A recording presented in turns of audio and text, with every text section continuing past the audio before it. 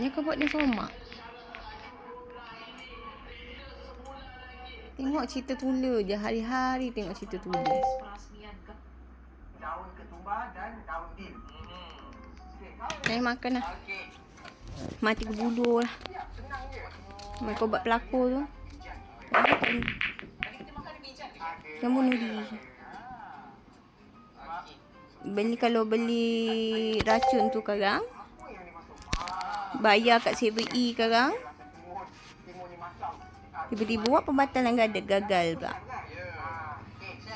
Bila dia mati dah, malas lah dia ni. Anak dia ni ada orang jaga.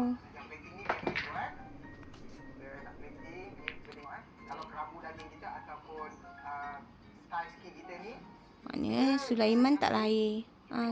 Sulaiman tak lahir, kiamatlah dunia .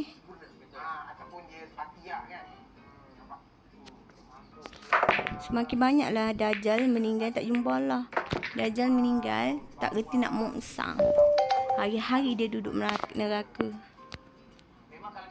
Yo, hi James. Badan tak stabil.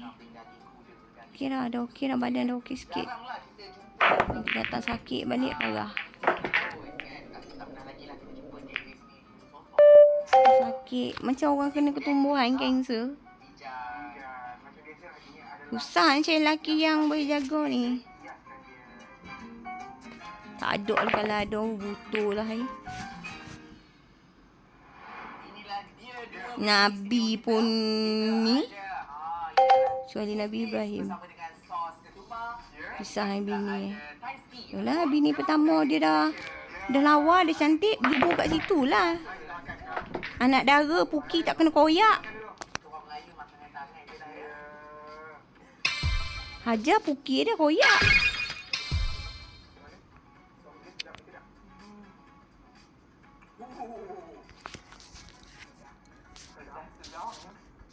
Dia kena dengan apa nama ni, bahan yang Syam letak dekat kambing ni terbaik.